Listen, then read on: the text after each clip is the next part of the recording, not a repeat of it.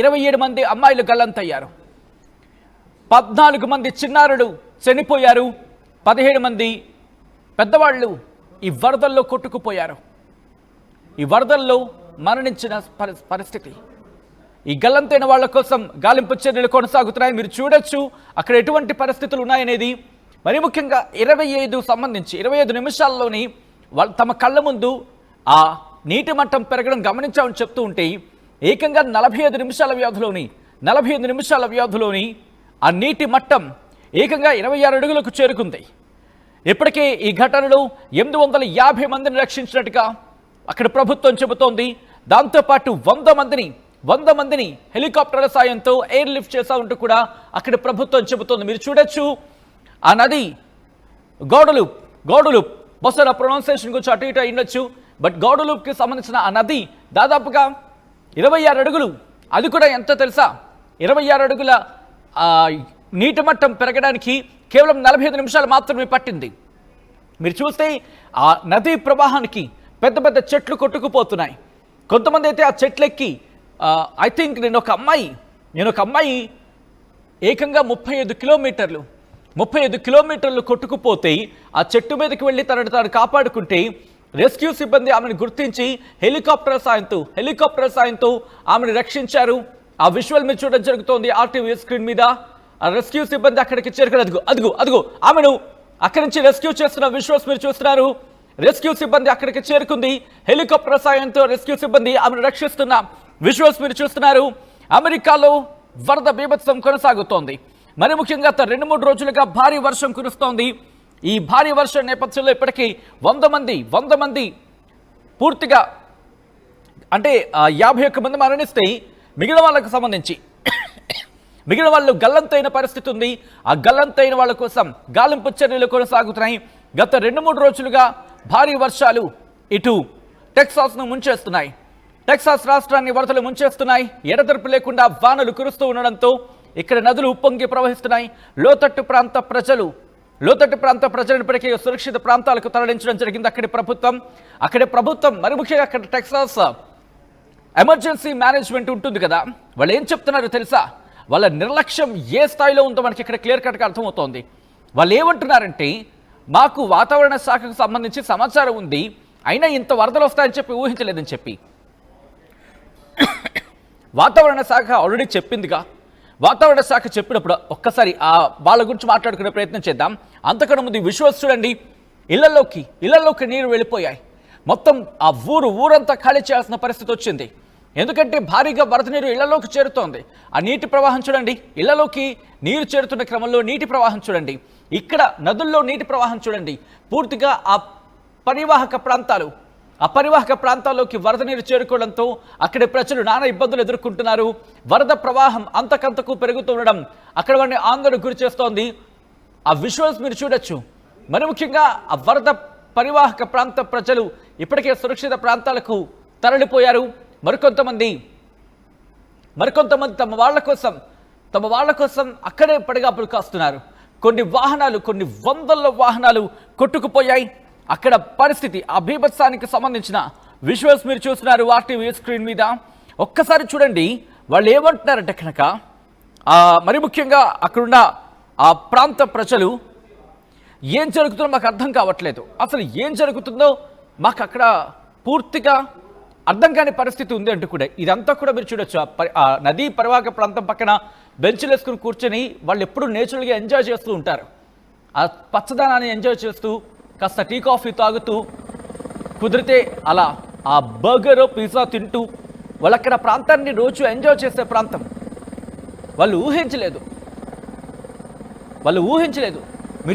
మీరు చూస్తే కనుక వరదలో కలప కొట్టుకొస్తోంది. అంటే ఏ స్థాయిలో అక్కడ చెట్లు కూలిపోయి ఉంటాయి, ఫర్నిచర్ కొట్టుకెళ్ళిపోతోంది, ఇళ్ళు కొట్టుకుపోతున్నాయి. ఆ నీటి ప్రవాహం అంత అమ్మ బాబోయ్. ఒక్కసారి ఇక్కడ చూడండి. వరద ప్రవాహానికి ఏ స్థాయిలో అక్కడ నీరు జమ అవుతోందనేది. నీటి ప్రవాహం ఇళ్లలోకి చేరుకుంటోంది. టెక్సాస్ నీటి ప్రవాహానికి అక్కడ వాళ్ళు భయభ్రాంతులకు లోనవుతున్నారు. ఎవరైనా టెక్సాస్లో ఉంటే కనుక, ఒక్కసారి టెక్సాస్లో ఎవరైనా ఉంటే కనుక తెలుగు వాళ్ళు ఒక్కసారి కామెంట్ చేసే ప్రయత్నం చేయండి.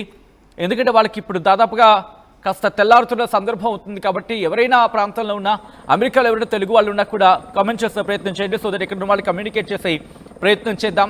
గత కొద్ది రోజులుగా ఎడతెరపు లేకుండా వానలు కురుస్తూనే ఉన్నాయి. 2025 టెక్సాస్ ప్రజలు మర్చిపోరనే చెప్పుకోవాలి.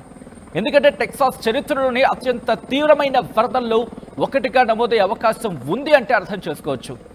ఇప్పటికే ముఖ్యంగా హిల్ కంట్రీ ప్రాంతంలో అనూహ్యంగా అక్కడ ఏకంగా 25 సెంటీమీటర్ల కంటే ఎక్కువ వర్షపాతం నమోదైంది. గుర్తుపెట్టుకోండి, మీకు గుర్తుందా, మనకి హైదరాబాద్కి వరదలు వచ్చిన సందర్భంలో 22 నుంచి 26 సెంటీమీటర్ల వర్షపాతం అంటూ కూడా అప్పుడు చర్చ జరిగింది, మీకు గుర్తుండుంటే కనుక. అప్పుడు మన మూసీ నది ఇవన్నీ ఉప్పొంగి ప్రవహించాయి. చిన్న చిన్న కాలువలన్నీ కూడా తమ పరిధిని దాటి ప్రవహించిన పరిస్థితి, ఊర్లు కొట్టుకుపోయాయి.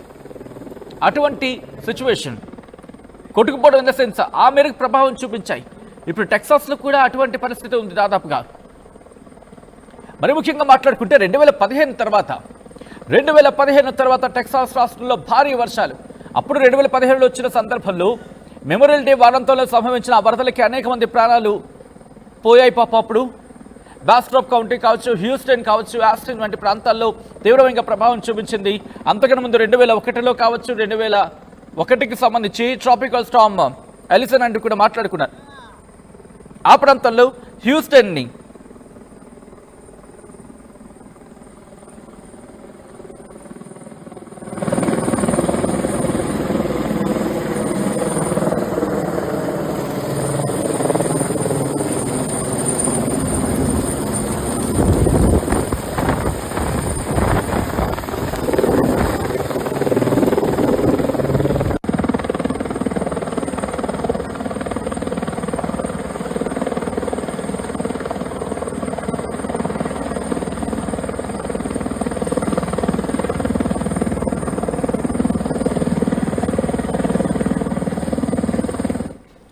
విజువల్స్ మీరు చూస్తున్నారుగా. టెక్సాస్ రాష్ట్రాన్ని భారీ వర్షాలు ముంచేస్తున్నాయి. వరద ప్రవాహానికి ఆ బ్రిడ్జ్ మీరు చూడొచ్చు. ఇంకొద్ది గంటలు కనుక వర్షం పడితే ఆ బ్రిడ్జ్ పైనుంచి వాటర్ ప్రవహిస్తుందేమో. మీరు చూడొచ్చు ఇక్కడ చిన్నపిల్ల చూడండి. భారీ వర్షాల నేపథ్యంలో ఊర్లు కొట్టుకుపోయి తన ఇల్లు కొట్టుకుపోతున్నప్పటికీ కూడా ఆ చిన్నపిల్ల తన పెంపుడు కుక్కలని, తన పెట్ డాగ్స్ని ఎక్కడ వదలలేదు. ఇక్కడ చూస్తే మీరు ఆ 4th బాక్స్లో చూడొచ్చు, పైనుంచి ప్రవాహం కొట్టుకు వస్తోంది. ఆ వరద నీటిలో కలప కొట్టుకొస్తోంది. అంటే కర్రలు, పెద్ద పెద్ద దుంగలు ఇవన్నీ కొట్టుకొస్తున్నాయంటే ఫర్నిచర్ కొట్టుకొస్తోంది. అంటే ఏ స్థాయిలో విధ్వంసం చేస్తుంటుంది. ఆ వరద ప్రవాహం చూస్తే ఆ బ్రిడ్జ్ దగ్గర మీరు చూడండి, వాటర్ లెవెల్ అక్కడ బెంచ్ కనిపిస్తోంది కదా, ఆ బెంచ్లో కూర్చొని అక్కడ ప్రవాహాన్ని చూస్తూ ఉంటారు. అంటే చాలా నెమ్మదిగా ప్రవహిస్తూ ఉంటుంది ఆ నది. ఆఫ్కోర్స్ నదులు అంటే నెమ్మదిగా ప్రవహిస్తూ ఉంటాయి.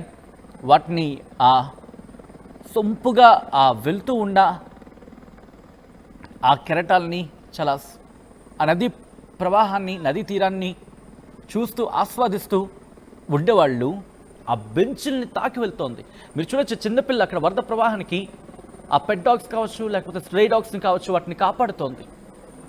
ఇక్కడ ఈ విషయంలో మీరు చూడొచ్చు, అక్కడ వాళ్ళందరూ సాధారణంగా కూర్చొని ఎంజాయ్ చేసేవాళ్ళు. కానీ ఇప్పుడు అటువంటి పరిస్థితి లేదు.